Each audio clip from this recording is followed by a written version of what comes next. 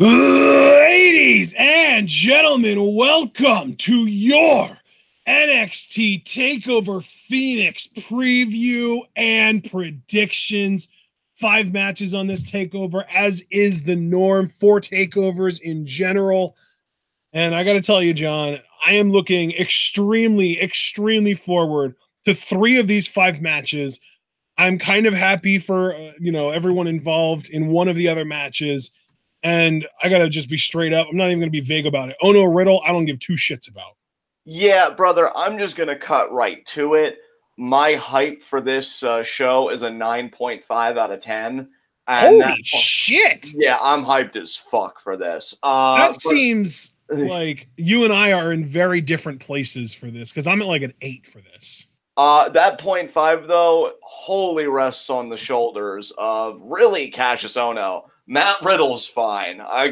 Anytime I get to see him on a takeover, anytime I get to see him, period, is a privilege. But he needs to start getting more quality feuds. I understand that we have to conclude a story, so I understand resolving it here. I just really can't wait for you and I to do preview and predictions to takeovers where it's like, holy shit, Ashton, Riddle's feuding with, just to throw a name out there, even if it isn't accurate, Adam Cole. And we can get hyped as fuck for that. So yeah, that one match, I'm right there with you. I really don't care. It should be a very straightforward win for Riddle, but everything else though, I am really psyched for. I'm excited for this. Wow. I am shocked that you're that excited. I'm going to be straight up with you, my friend. This is the first time, I'm going to probably say ever, that I have been more excited about the main roster show of the weekend than the NXT Takeover. Yeah, and I can tell you pretty much, not to jump the gun, which, I mean, it really isn't because we're doing all the deep stuff tomorrow, but Rumble for me, the hype is a 10 out of 10. That card to me is fucking phenomenal. And really, even the tag title match on that card, even though I think it's the weakest of the bunch, it has an engaging story on the side of the challengers. So even that kind of has a hook for me. So yeah, that just shows you the difference, however imperceptible, between Takeover and Rumble for me is a 0.5. I just feel like Rumble really got their card perfect from top to bottom. Phoenix, I think, made a blunder with Ohno Riddle. And for the record, if we would have gotten Dream and Cole instead of this, I would have been at a 10 out of 10 for this show. Easily. No, I am so well. I'll be straight up with you, man. The 3 matches on this show that I am extremely psyched about are the tag titles, the North American title, and the world title. Now, I feel like you are a way bigger fan of Bianca Belair than I am. In my eyes, I'm fully expecting Baszler Belair to be a good match, but I don't think it's going to hold up as a takeover NXT Women's Championship match. All right, that's fair, man. That's absolutely fair. I've got stuff to say about that match, but I will say my piece when it's appropriate. I can't tell you though, dude, regardless of where our hype levels are, it is so nice as a wrestling fan. I know we're both wrestling fans because we watch a lot of stuff, to actually be hyped about something being produced by the entity that really has a monopoly on pro wrestling. WWE has really made a stellar weekend. I haven't been this psyched about a WWE weekend, I think, in a long time, if I'm truthful. So I'm really jazzed for this, dude, and I'm jazzed to really discuss this card with you and the Rumble card tomorrow with you. Should be a lot of fun. But you know what? Let's do this. Let's break it down a little bit because, it's only 5 matches. It's not going to take too long for us to talk about our predictions. Let's do a match-by-match breakdown on our hype levels, because I'm trying to figure out where this 9.5 of yours came from. So, Ohno Riddle, can we agree that we're down at 1 or 2, maybe not even that? Yeah, because even though I love Riddle, Ohno is such a drag. Oh my god. So yeah, I'd agree with that. So what number value would you assign to that for your hype level? Like a 2 or a 3? I'd say 3. I'd say because again, Riddle really is really good. So 3, yeah, I'd say that. Okay. Undisputed Era War Raiders, I'm at a 9 for that.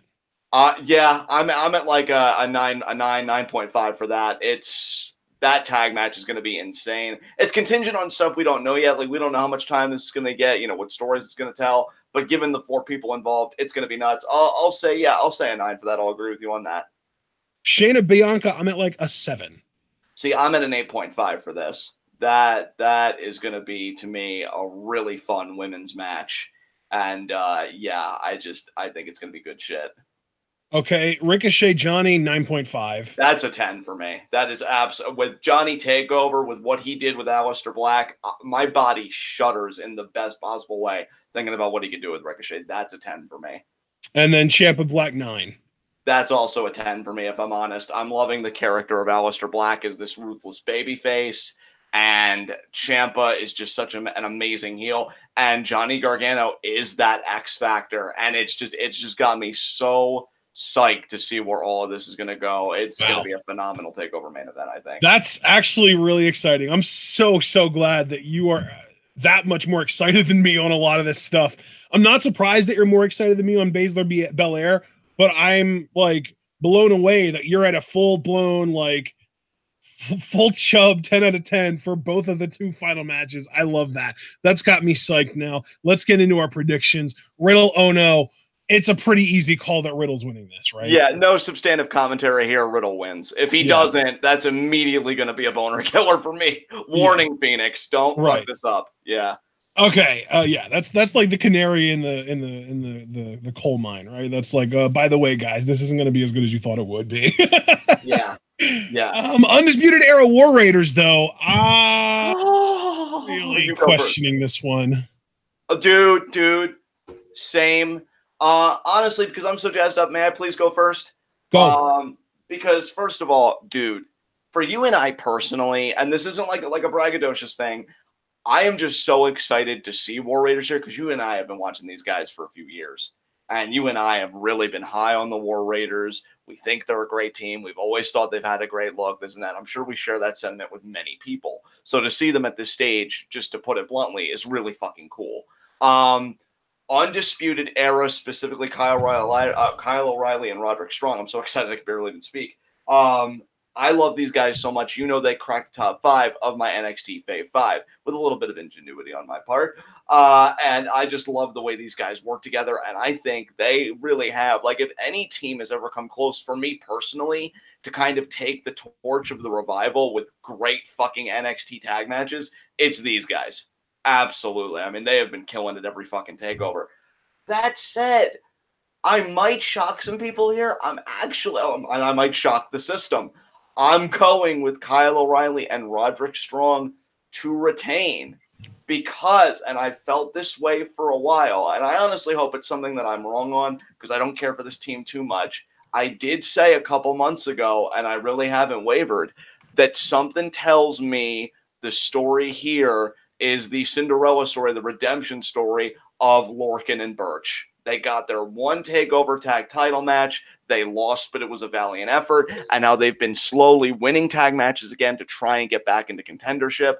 I think they're going to be the ones to knock Undisputed Era off their perch. And maybe that'll even be like the Mania takeover before Mania, that they do it. So, in perhaps my first shocking prediction right out of the gate, I don't think War Raiders are going to win the NXT tag titles. I do think O'Reilly and Strong are going to retain, and ultimately your next champions will be Lorcan and Birch. So that's my prediction. And I'm on the completely other side of the universe because I mean, Lorcan and Birch are great and everything, but I don't think that they're like a chosen one type of tag team, that they're going to get this story all to themselves where they fail once and then they work their way back up to the top. That doesn't seem like they're the type of team that would be necessarily deemed worthy of that kind of storyline. So I'm just going to go with War Raiders beating Undisputed Era. Undisputed Era now, at this point, Adam Cole is no longer in any kind of title contention. Bobby Fish just lost a match against another North American title contender to Velveteen Dream on Wednesday. Undisputed Era lose their titles and then lose the rematch on an episode of NXT TV. Undisputed Era is getting called up, brother. Adam Cole is going to be in this year's Royal Rumble again and stick on the main roster. And I'm just hoping that the rest of the guys come up with him.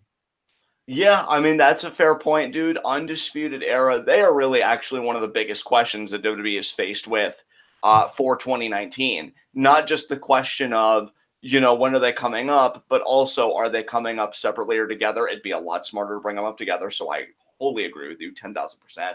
And how are they going to be used? That's the scariest question of all, because I want these guys to be more Shield than Nexus, if you catch my drift.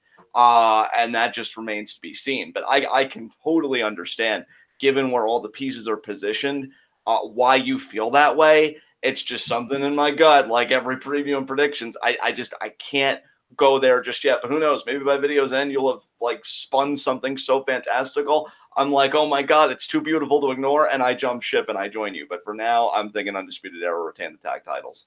Hey man, that's what's beautiful about these things, is that we might disagree, but we're not going to be at each other's throats trying to convince the other person why they're wrong. I just think this is just us seeing the NXT playing field from completely different perspectives. And I think that is beautiful that we have such completely opposite ideas of what they're doing with certain storylines. And that actually is a natural transition to bring us into Shayna Baszler versus Bianca Belair for the NXT Women's Championship. Do you want to go first on this, or are you going to let me here? You go first, because I went first on the last one, so we can volley here. Okay, so I'm going to be completely real with you guys. I am terrified that NXT is going to pull the trigger on this, put that title on Bianca, call Shayna up, and our sort of big program for the NXT Women's Championship heading into TakeOver New York is going to end up being Bianca versus a random like upstart heel woman in NXT that we don't think is necessarily worthy of the Women's Championship yet.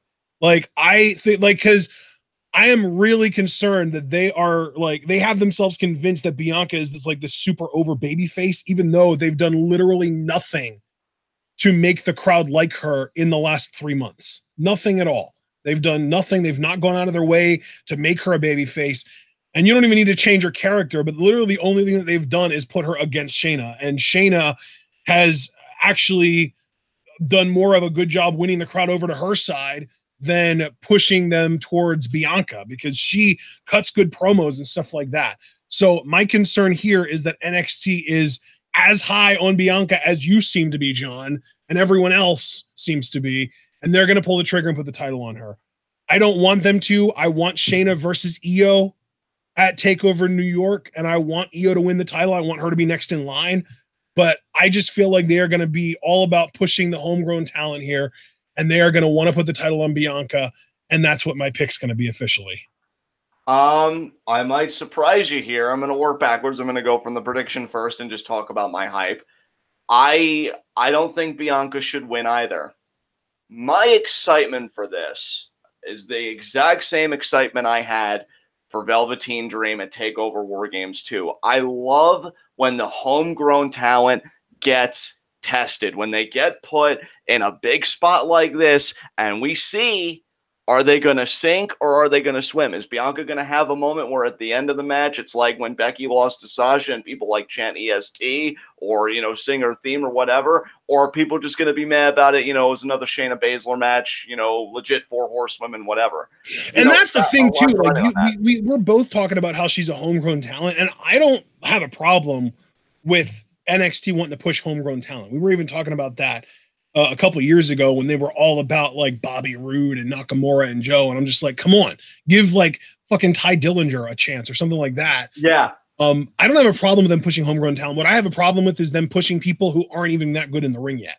Like when I wanted them to push Ty Dillinger and when we wanted them to push Velveteen Dream, and even still kind of do, you know, and especially like in my case, when I wanted them to push Velveteen Dream, he hadn't necessarily been exposed yet. Like he hadn't necessarily been given that big opportunity to have that big long match on a TakeOver and underwhelmed prior, you know, when I was wanting him to get that push. You still do. You don't see him as being exposed at all because you just love everything that he does. But I personally think that he kind of proved himself to be not that great in the ring in his match with Ricochet. And then I know that his match with Ciampa was your match of the year, but I wouldn't have even put that in contention on my personal match of the year list. Like it wouldn't have even made my top like 15, honestly. So I think that you and I are completely divergent on certain talents. And I think Dream is one of them. And like Bianca, I agree with you. She's got great potential. She's freakishly strong. She's freakishly athletic. She's a solid talker, but she needs to learn how to work. And that's the biggest problem that I have, is that she is a very mediocre in-ring worker. She doesn't work the crowd. She isn't a long-term seller. She doesn't, you know, there are a lot of, it's like she gets the big things right, but she does all of the little things either not well at all or not well enough. Does that make sense? I think that's fair. And here's that, because I want to take it point by point, because like you said, the way we converse with each other, it isn't like adversarial or anything like that. I think Velveteen isn't exposed because, as I've said before on the podcast, he's right where he needs to be. If this was a dude trying to make a run for like a PWG, he'd be fucked, right? But I think he's perfect in the WWE style because it's about those larger than life characters. I actually agreed with one tweeter. Can I let me just finish my point before I volley back to you?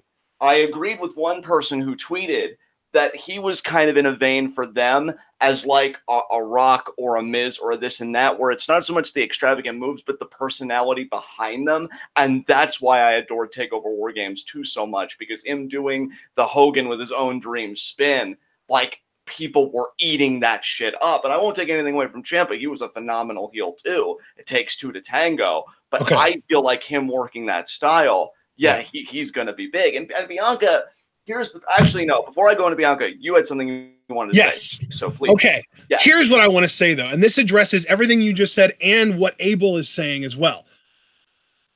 I agree with everything you just said regarding WWE.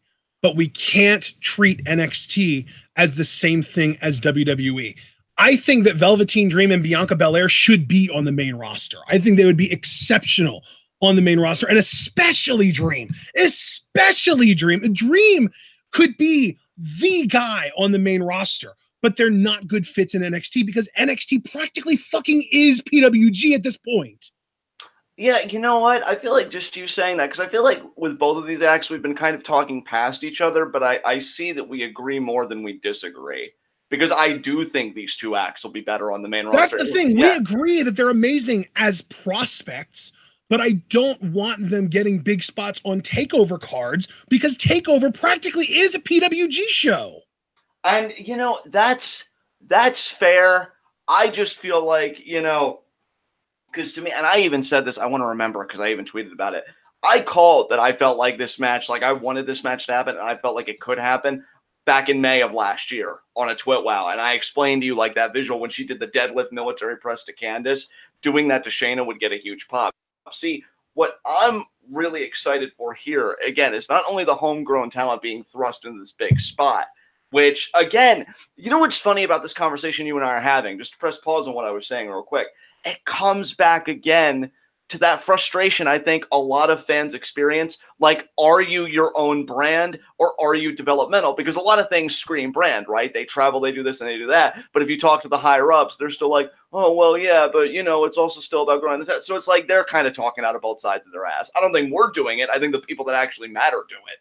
And, that's kind of the thing. It's both a brand in and of itself because takeovers are a huge deal. But to me, they're also a testing ground on the developmental side of like, can they handle being on the marquee? Can they handle a big match? And sometimes that isn't even the case. Lars performed at takeovers, and apparently he's got anxiety now, if that's true. So you know what, though? First of all, I love that you made that point, because that not only does that prove that being okay and being able to perform well on a takeover doesn't necessarily translate to the main roster, but also Lars and other guys like Elias might have been on takeovers, but they weren't in big time marquee championship matches like Bianca is, like Dream has been.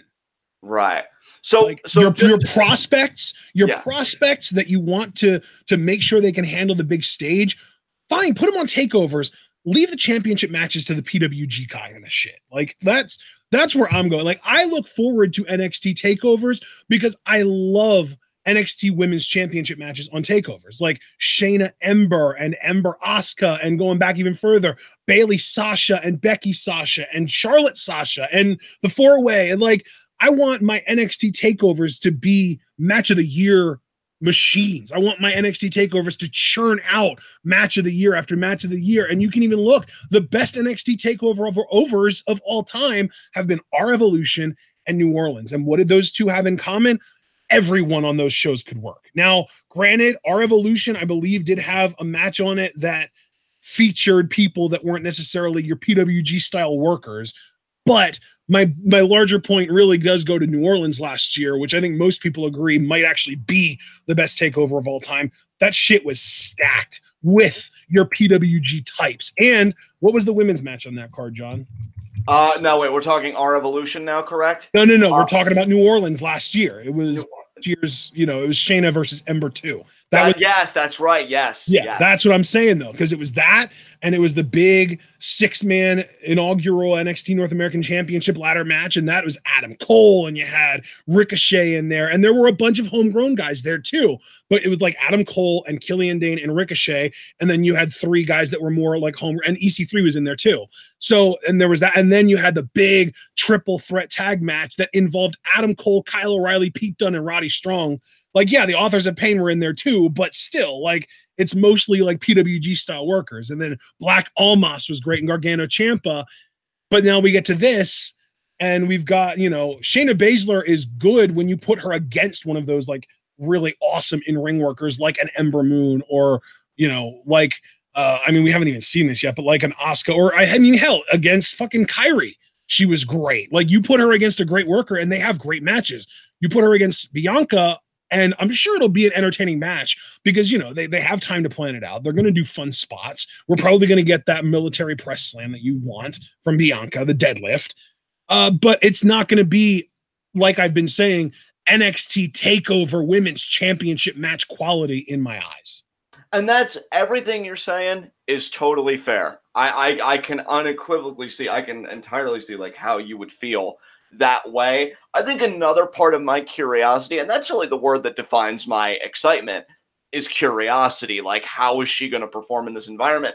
But now that kind of is compounded, I remember the word you used yesterday, because not only does she have to work a marquee match, she has to do it as a babyface, which is completely alien territory for her. And can I just say, I do 1000% agree with you, because I didn't get a chance to say this earlier, about your contention that they really haven't done that great of a job positioning her as a face. And you and I were even talking over a game of Rocket League, what else? That, her having the tag match with Kyrie at the live event, that would have been so much better if they did that on NXT TV. Yeah. With the kind of ending being Kyrie raising Bianca's hand, and almost like not necessarily. Yeah, and especially because she was just like, you don't even have to look much further back than, a few months, like maybe a month or 2 ago, and she was beating Kyrie in a match. Like, you can't go from beating the most over babyface in your brand to now all of a sudden we're supposed to believe her as a babyface. Like, I just don't like that.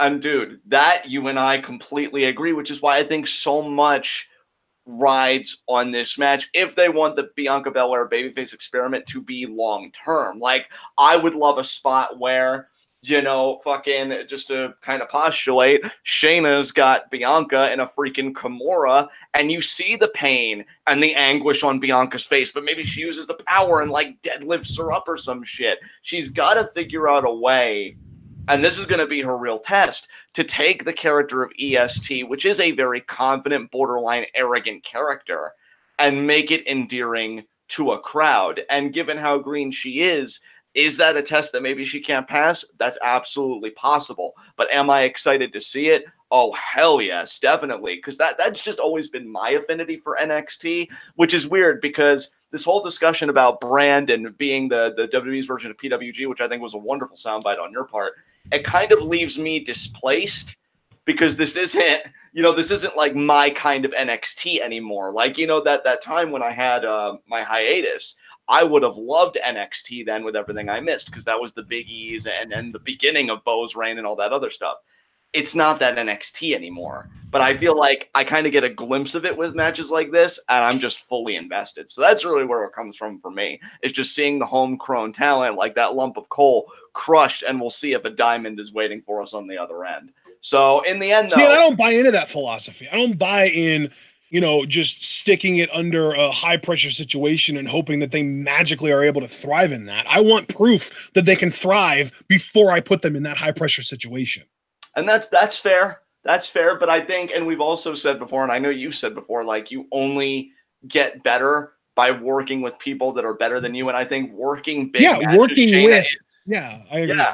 Yeah. And like, I think in that context, Shayna is better at working the big matches right now than Bianca. So hopefully they can do something together. But regardless, just to I just feel like you're placing too much value on this idea of big matches. If somebody can work a match, they can work a match. If they can only do short matches, then they can only do short matches. And I feel like right now, I'm firmly in the camp that Bianca is at her best in short matches, and that's why I'm so concerned that this match isn't going to be great, because Shayna, that's the thing. Like, we've seen Shayna in matches against other people that we knew were but were mostly at their best in shorter matches. Perfect example, TakeOver Chicago this past year. She had a match against Nikki Cross that's completely forgettable. Most people want to forget it because it was not good. So when you put Shayna against somebody who's very gimmick driven, who isn't like one of those elite workers like an Ember Moon, like a Kyrie, it can go bad quickly. Well, we'll just have to wait and see. But for now, just to move on to our next match, I am picking Shayna Baszler to retain. And that's the thing. Like, Mark is even saying, we don't know if she's good in longer matches, if she's allowed to have them. I agree with you, Mark, but you don't have to have her be on a takeover in order for her to have a longer match. Like, put her in the main event of an episode of NXT. Put her in the first match of an episode of NXT. Give her 13 minutes. Like, I don't have any problem with giving Bianca big matches. I have a problem with handing Bianca a takeover match when our expectations for takeover women's championship matches are so high. Like, you've got to realize that just over the last year, we have had takeover New Orleans, takeover Chicago 2, takeover Brooklyn 4, takeover War Games 2. And out of those 4 shows, Shayna has had matches with Ember Moon, Nikki Cross, which was a dud, and Kairi Sane twice. And 3 of those matches were, in my opinion, great. Mark is saying good, yes, great, whatever about the Kairi matches. I think that at the very least, the Ember match and the first Kairi match at TakeOver Brooklyn 4 were great. Even if you don't want to say that the 2 out of 3 Falls match was great and you want to just say that was good, I think it's safe to say, though, that our expectations are still at a certain level when it comes to NXT Championship or NXT Women's Championship matches on takeovers. And Bianca has not proven that she can work to that level. So going into this match, I'm expecting it to be a hell of a lot closer to Shayna Nikki than any of the other 3 matches that she's had in the last year. And again, we'll see. But I do think for now, I do just want to stress, I do agree with you that not only do I think Bianca shouldn't win, because I think that'd be just a bit too much to go, especially if she's going to be pivoting to I'm glad that we agree on that, at least. Like, frankly, I don't think Bianca should ever hold the NXT Women's Championship, because I think she needs to get called up before she's ready to be NXT Women's Champion. Like, NXT, to me, again, I can't emphasize this enough. NXT is a developmental territory as far as it puts people out there and it gets you to a point where people recognize you and it teaches people how to connect with the fans. But it is also its own brand in the sense that it has a certain level of quality that it's expected to live up to. And I like Bianca and I want her to succeed and I want the best for her, but I also don't want her to be another Alexa Bliss. And I know that there are going to be people who don't get that comparison. And I'm not saying that she is in any way similar to Alexa Bliss, but what I'm saying is I don't want her to get overly pushed to the point that people get sick of her and it becomes like an irredeemable point. You know what I mean? Yeah, man. Absolutely. Absolutely. I think it's too much too quickly, especially now with the new context we find ourselves in, with, again, them experimenting with her as a babyface, because this whole undefeated thing still reeks of heel to me. Still right. Reeks well, of and that's another thing, too, that I wanted to get out was that, to me, when somebody excels at character work and promos, you need to just get them good enough in the ring that they can put on great matches with great opponents.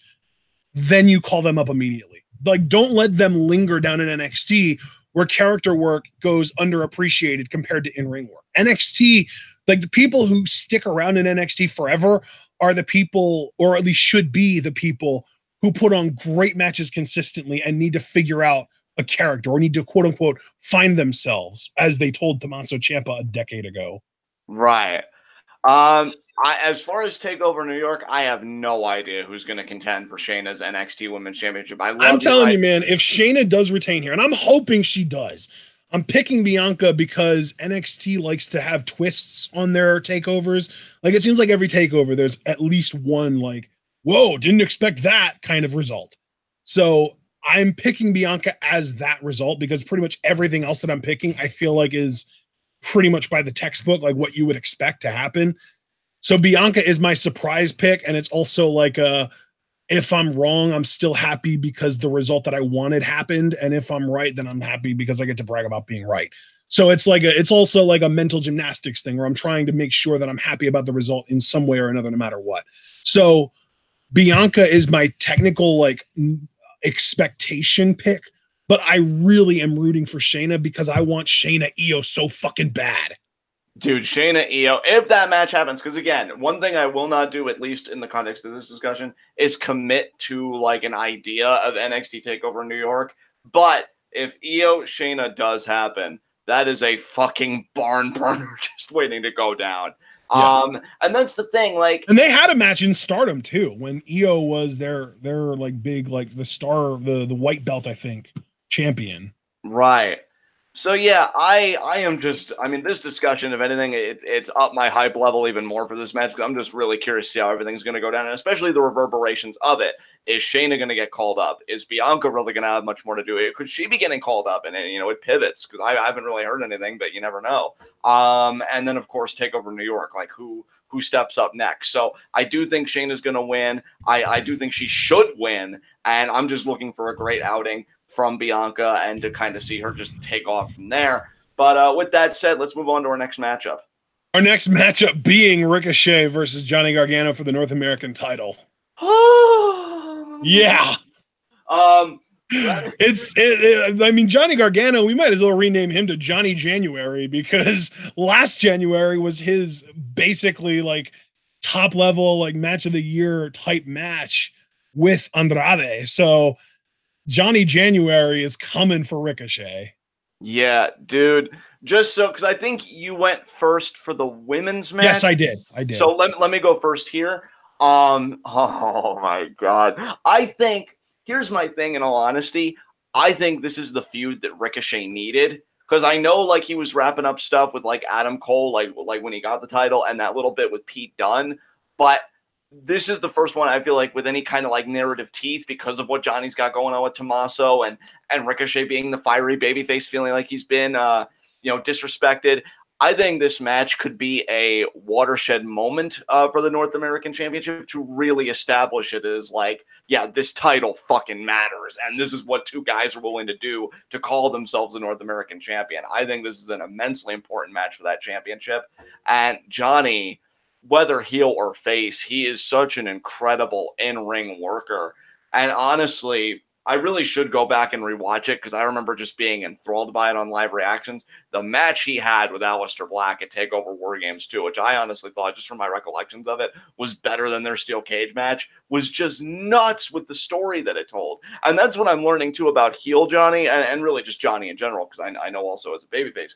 He's not just an amazing in-ring worker and then it's just spot for spot for spot for spot. He tells an amazing story in the ring with whoever he's working with.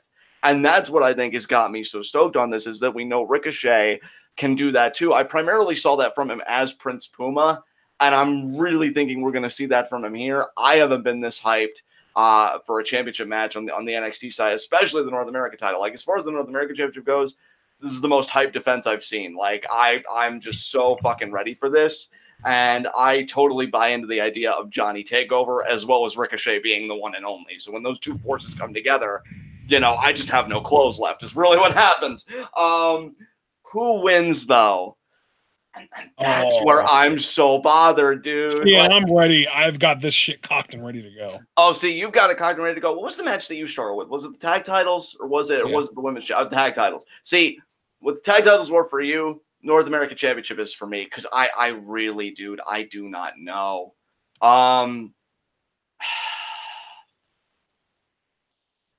You know what? Let me ask you something real quick before I log my prediction in. Adam Cole in the Rumble, was that confirmed or was that just a rumor from a very credible source that you're having confidence in? None of the above. I'm just speculating. You're just speculating? Then I'll speculate too. I'm going to go with Johnny Gargano winning the North American title, but Ricochet is a surprise entrant in the Rumble on Sunday. I think he'll be one of those guys that just does crazy shit and is able to pop the crowd. And maybe he even gets eliminated because he goes to the top rope one too many times, like an RVD or a Jeff Hardy or some shit. So I'm going to go with the big story. I'm going to say Johnny Gargano becomes North American champion. Baby faces on NXT historically don't have that long of championship reigns anyway. That's another way Asuka kind of broke the mold, I guess. So, you know, him dropping it to me wouldn't be too suspect. I mean, to be fair, Asuka was also very heelish towards the tail end of her run in NXT. And that's also very true. And so, but I think given that notion and just given my own gut belief, and mainly that's coming from hype. I mean, we're all fucking razzled up for the Rumble. I'm going to go Johnny Gargano, new North American champion. So I am also going with Johnny Gargano. Holy shit. Baby. Johnny January to win the North American title. And yeah, I'm expecting him to win the North American title, but I'm not expecting that to be the last time we see him tonight or on Saturday. Yeah, ooh, dude. What about you, though, man? What are you expecting from this match? Because, like, I just keep thinking about stuff they can do, and, like, my mind fucking races. I'm just wondering where your mind's at when it comes to these two and the story they could tell. Well, I you know, it's interesting because I don't think that there will be interference in this match, but and because of the lack of interference, I still do expect Johnny to win the title. I think Johnny is going to win the North American title from Ricochet, and I think he might even do it in a heelish way. Like he might cheat his way into doing it. Like maybe he does like a low blow behind the rest back, or maybe he does like feet on the ropes or grabbing the tights or something along those lines. But I think he's going to walk away with the North American title. But then let's transition into our world title match because I expect Johnny Gargano to help Tommaso Ciampa to retain the NXT World Championship. Yeah, I'm leaning there too. Yeah. Oh boy. Because yeah, it just really seems like, I guess Candice seemed like she got through a little bit to Johnny, but if it wasn't for her, that handshake was totally going to happen. That seems to be what was heavily implied on the go home. See, and that's not why. I have a completely different reason. Again, I think Johnny is so obsessed with Ciampa, and it's not even like a friendly, like, oh, I want us to be friends again. He needs to be the one to beat Ciampa for that title in his mind. So going back to he can't let anyone else do it. He can't let Aleister Black be the one to beat Ciampa for the title because Johnny needs to be the one to do it in his mind.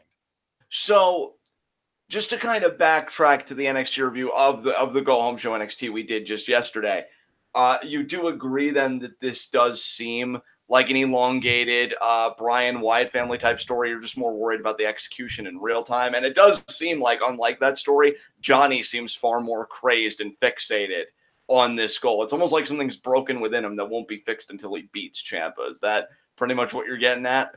Yeah, he is transfixed on being the one to unseat Tommaso Ciampa as the NXT World Champion, because in his mind, that's fixing his mistake. Right, right. Yeah, you know what? That logic is completely agreeable to me. And it doesn't take away from the hype that I have for Ciampa Black, because Black, I think, has been on a whole other level since coming back from his injury. And the only concern I have... now, there is one situation where I do fully expect Aleister Black to be called up either at the Royal Rumble, on the post-Rumble Raw or SmackDown, or post-Mania Raw or SmackDown. Like, he's getting called up within the next 3 months, guaranteed, especially if what happens is what we predict and he loses the match to Ciampa. Like, he might have one more sort of farewell match against Johnny for costing him the title, but he's on his way out. Aleister Black needs to be on the main roster yesterday. Yeah, and I think with the Aleister character, it's funny because we were kind of talking about, like, you know, the Dream character and the Bianca character, because, you know, the future is going to be just so huge in 2019. You know, NXT is going to probably have a lot of call-ups and shit.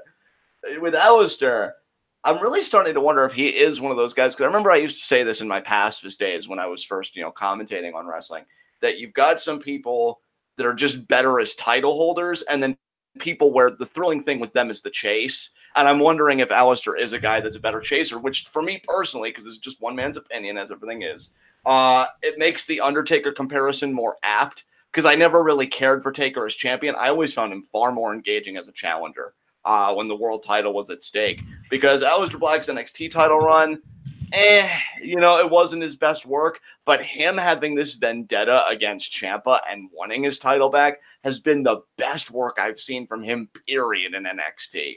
Hell, I think this chase has been even better than the chase he had with Andrade, because I didn't even like some of the jokes, that he did there with Zelina about the height and this and that.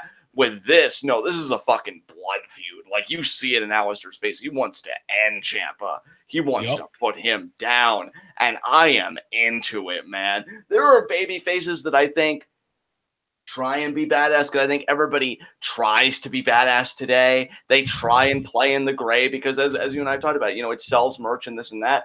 But Aleister, I don't think it's performative. I just think that's what the character is, and it doesn't seem contrived. And I'm buying in. I'm buying into all of it. I think this dude, and I said it when he came in really early on with the look and everything else, I think this guy is a license to print money. And I hope, look, I know we joke about how often I'm wrong and how I've gotten into it, but if I've ever yearned to be right about somebody that's not named Mundo or Andrade or Kyrie or whatever, I really hope I'm right about him, because this dude, I think, checks every box. Again, especially as this kind of babyface, this vindictive, I'm chasing you with my last breath babyface. I am loving this. And Ciampa, God, we say it every NXT review.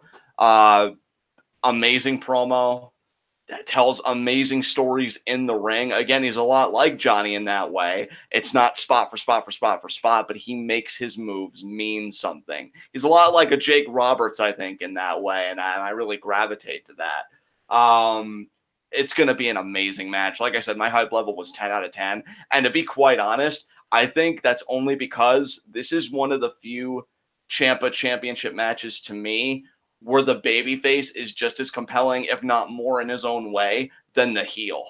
And, again, that's just for me, but I think this is going to be a lot of fun. But yeah, I do agree with you. I think Ciampa's going to retain because of Johnny. And yeah, North American champion to your left, NXT champion to your right, and NXT all around is royally fucked with these two joining forces.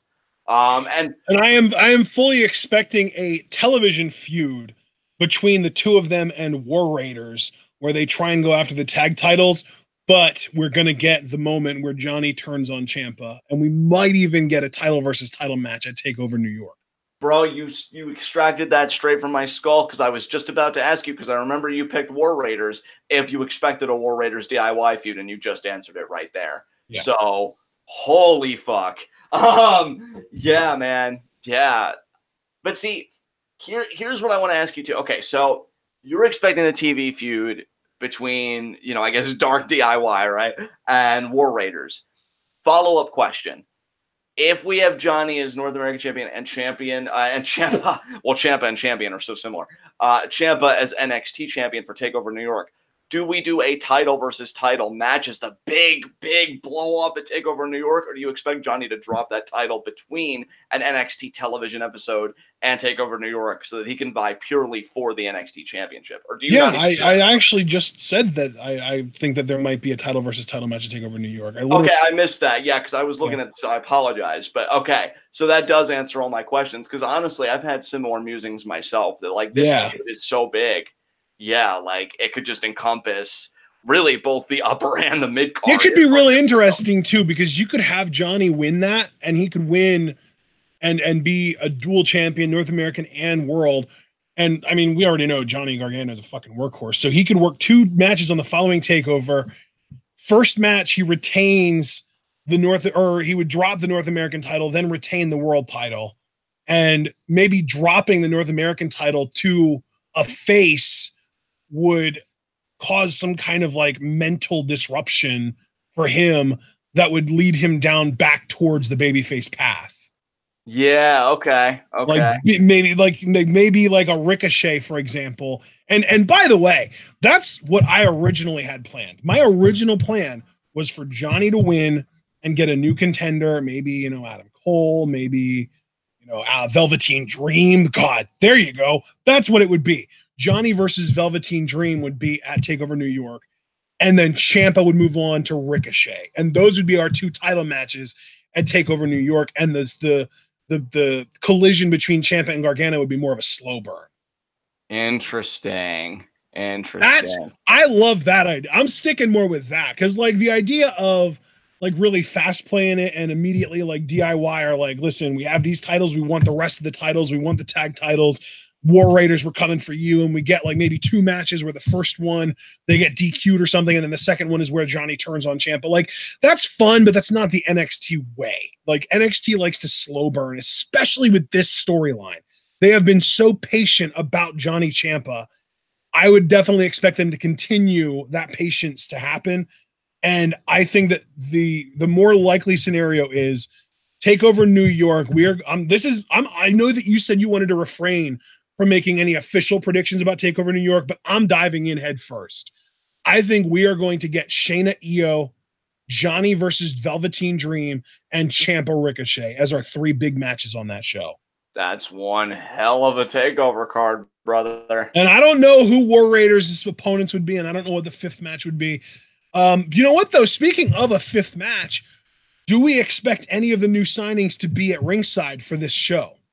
Now, who are the new signings again? Just as a quick recap. Oh, Christ. Where do I start? There are so many. I'll just say yes for the time being without knowing any. There are legitimately like 6+ big names that WWE has signed since the last TakeOver. Yeah, because the only like latest departure / signing news I heard about was Dutt and Abyss, but they're going to be agents most likely, so that doesn't count. But as far as NXT goes, I've kind of gone a little hazy about like what's going on there. Trevor Lee. I'm going to look up. What? Trevor Lee, I know. No, I don't think that they would do that with Trevor Lee yet. They might wait until TakeOver New York, or maybe just not give him the ringside treatment at all. Right. I think. Oh God, this is really difficult right now. Let's see. Oh shit. Where are they? There are so many. There have been so many reports of WWE signing people, and it's like there has. Oh God, people in chat are trying to help, but they're not giving any of the names that I was thinking about. Oh, here we go. I found a timeline. This is perfect. Okay. All right, there we go. I do need a fucking timeline. It's gotten so bad. Open a fucking new tab, god damn it. Okay. Oh, these aren't all big names either. Shit. The only other name, god damn it. There are so many names that have signed in the last month. Shane Strickland is one of them. ACH, I think, signed. There are so many. And I got ACH. Holy fuck. I didn't know that. Damn. I don't remember, dude. That's like, I hate my fucking brain sometimes. Oh, man, dude. Oh, my God. Trevor Lee is one of them. I'm pretty sure they got Strickland. I'm pretty sure they got ACH. We know that they just got Abyss and Sanjay Dutt. Oh, this is so frustrating. I hate not being able to remember shit when I read it. I need to start keeping track of this or something. I could definitely see Shane Strickland in the audience. I mean, that dude's got such a great look. Why the fuck not? Get him in those sunglasses of his, looking like a badass. I wonder if it would be listed as like a performance center. Here we go. No, they don't even have like Strickland on here or anything. God damn it. Oh, yeah. Well, no, Abel, I think Kushida is going to be 205 live, so I'm not too worried about that. Yeah. They've signed women and shit too. Am I imagining this or something? That there have been like 3 major women's signings and like 5 or 6 major men's signings in just the last month and a half alone? I mean, dude, I don't think you're imagining things because I do think that happened. I'm just struggling to remember names too because, like, it's been so many, dude. I'm literally just trying to fucking Google anything, and nothing is coming up when I needed to. This is. I'm just gonna say yes for now. It's just been a tradition to highlight big players in the audience. So regardless of what the names are, somebody's gonna get spotlighted for sure. I'd be surprised if they didn't. So, I feel so fucking stupid right now. I hate that I can't think of who all has signed because there have been so many big names that have been announced as like, oh, this person's going to WWE. And now all of a sudden I'm just drawing a fucking blank. Yeah, there are Thank you. Racist fan Rocks and Mark. Thank you. Karen Q and Rachel Ellering both signed contracts. I knew there was more than what was being mentioned. Yeah, well, Rachel, I'm excited as fuck about. You know that. Karen Q, honestly, I could take or leave. I think she could be maybe like a solid undercard heel though for the women. That's just really what I see in her. If there are any big Karen Q fans, you know, all due respect there. I just really am kind of mad on her, but Rachel, I'm excited about. And oh man, Chelsea Green was before the last takeover even. That's why I haven't mentioned her. Oh, that's another one. Jazzy Gabbert officially signed. Stacey Irvin Jr. is a long time ago. Oh yeah, well I think he's only gaining prominence though because he apparently like won a big tournament that like they held at live events, and I think so he's going to be in the Royal Rumble. Maybe. I don't think the Royal Rumble was a prize. I forget what the prize actually was. I know what they do. They were planning on doing a tournament where the winner in an NXT tournament where the winner goes to the Royal Rumble. I think that might be a different tournament because this was like a tournament specifically for newcomers. So maybe the prize was like name recognition. You know. Wow, I didn't know anything about that. Yeah. Yeah, but wasn't Stacey Irving Jr. just to keep the name straight? Because like he has an amazing moonsault, but I felt like you sent me a guy with amazing moonsault. Was that him? Yeah, he did like the frog splash style moonsault. Yeah. Yeah, dude. Oh my god, I can't wait to see him. And Casey Catanzaro, like she was already signed and stuff, but I know she worked with Rhea Ripley at a live event. She's still doing crazy shit. I'm so excited for 2019. But yeah, man, I definitely think we're gonna get like a crowd spot. And Jazzy apparently was on Takeover UK. Well, that's awesome. Yeah, actually, I remember that now because I mean we did watch it. So yeah. I got nothing else. I'm pissed that I couldn't find any more names, but whatever. We'll just move on, I guess. And that really move on too because we already got our discussions out of the way, right? Absolutely, brother. I'll tell you, my hype for this still stands firm at a 9.5. I really can't wait for this show, and these discussions only got me more excited. So yeah, and I'm still hovering around an 8. I would say the discussions maybe bumped me up to an 8.5, but even that, it's like. I don't know. Maybe it's like I went from like an 8.0 to like an 8.2 or 8.3, you know? Hey, you move the needle a little bit. That's all we can say. But I want to thank everybody that came out and joined us. And just to get ahead of the Pizza Kings of the world when they ask, recap, please. You and I are both predicting Riddle to beat Ohno. You're predicting War Raiders to win the tag titles. I'm predicting Undisputed Era retains. And more specifically, I'm predicting that Adam Cole will be in the Royal Rumble and stick on the main roster going forward. Yes. I wouldn't even be surprised if Adam Cole got the feud that Lars was supposed to get with fucking John Cena. Right. I'm predicting Shayna's going to retain the NXT Women's Championship. And didn't you actually go the direction of Bianca winning the title? I picked Bianca based on just wanting to be happy at the result no matter what. Yeah, okay.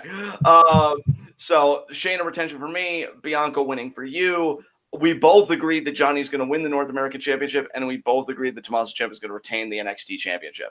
So if anybody hears this, they were late. Those were our predictions in a nutshell. And I want to thank everybody who came up. The discussion was energized in the fucking chat. We had consistently like a double-digit viewers. You know, we got 17 watching now, only 7 likes. So please leave a like if you haven't yet. We'd greatly appreciate it. And guys, this is only part 1 of our big discussion period because tomorrow, that's the big kahuna tomorrow. Yes, dude, we've got a double-decker tomorrow too because we've got Royal Rumble preview and predictions, which, by the way, like Royal Rumble preview and predictions aren't like other preview and predictions. We do preview and predictions for every WWE pay-per-view, for every NXT takeover, and for every Wrestle Kingdom as well. And we're also planning on doing live preview and predictions for G1, which I think we did last year too, but more formally this year. But you got to remember, guys, last year our preview and predictions for the Royal Rumble are traditionally longer, and we also don't just pick winners. We have like little like games that we play where we'll try and predict, who's going to come out first and second. Normally we predict who's going to come out 30th, but this year it'll be 29th since we already know who's going to be 30th in both Rumbles. We predict who is going to have the most eliminations, who's going to last the longest, who's going to get eliminated fastest, all that stuff. And we put confidence numerical values on our picks based on how confident we are. So if we're making, 13 picks, then we put a number value from 1 to 13 for, 1 being least confident, 13 being most confident, based on how confident we are in that pick. And we add up all of our total points by the end of it and figure out who quote unquote won the Royal Rumble preview predictions when the Rumble's over. Like, it's a really fun thing that we do every year. And we totally stole the idea from Podswoggle, but we also give them credit every single time we bring it up, because I have no problem saying that their idea was awesome and we love using it. So thank you to Podswoggle for the idea, and go watch or listen to Podswoggle. Those guys are great, and they do all kinds of great things with charities and stuff like that. Like, I know that they just raised a bunch of money for Connor's Cure and all that great stuff as well. But yeah, it's really fun, the Royal Rumble preview predictions every year, and we will be doing that tomorrow night at 8 p.m. But as soon as we get done with that, 10 p.m. tomorrow night is Impact, and we're live reacting to it. That's the last Impact reaction of the month. So it might be the last Impact reaction in a while, or it might just be the last one until next Friday. We'll see how our Discord users and our patrons decide to vote on it. Right, John? Absolutely, partner. Absolutely. All right. Yeah. So that's what's coming up. We've got both of those tomorrow, and then Saturday is Takeover live reactions, and then Sunday's Rumble live reactions, and then Monday is Raw live reactions, and then Tuesday is SmackDown live reactions, and then Wednesday is nothing, because Wednesday is post Takeover, and we don't touch post Takeover NXT episodes because they're all just recaps with maybe one match planted in there somewhere or two. So we won't be doing anything on this coming Wednesday as far as like live reactions or review or anything like that.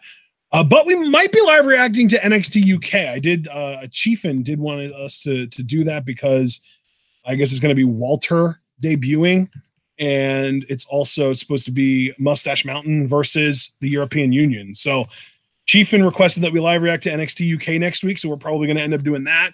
But as far as NXT Full Sail, we will not be covering that next week, because it's, post Takeover. So all that stuff being said, guys, remember to like the video. We hope that you enjoyed our premium predictions. Let us know what you're predicting to happen on Takeover Phoenix down in the comments once this video is fully processed. And also, of course, remember to subscribe to the channel if you're new.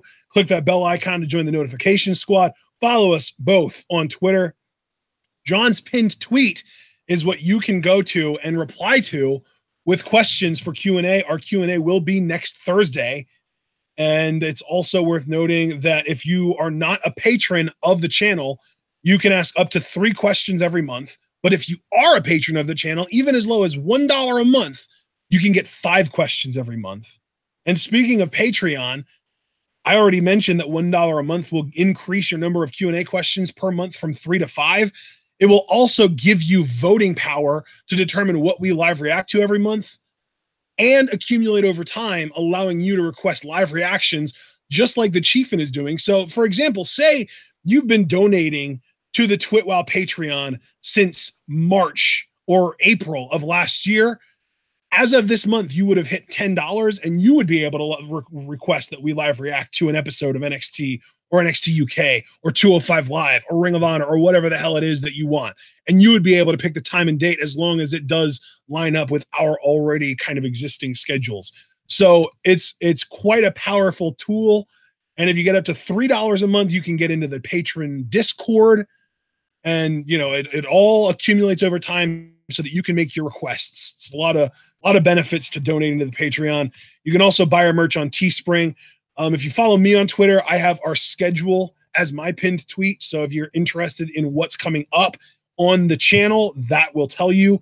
All times on that are in Eastern Standard Time, and they are all in the PM. We don't do AM recordings. The day might come eventually, but as of right now, it's not a thing. And if it ever does happen, it would just be New Japan shows. You can also like the Facebook, buy our merch on Teespring, and of course, we would appreciate it if you would share this video and this channel with all of your wrestling fan friends and let them in on the best kept secret in the YouTube wrestling community. That's right. We are TwitWow, and we are the workhorses of the YWC. And we hope that you guys will stay tuned, because Royal Rumble preview predictions tomorrow night is going to be incredible. And then we even get a little bit of like a chill out period with Impact following that. So it's going to be a great next 6 days. I'm super excited about it. We hope you guys are excited about it as well. But if you are excited about it, the most important thing that you can remember to do is stay tuned.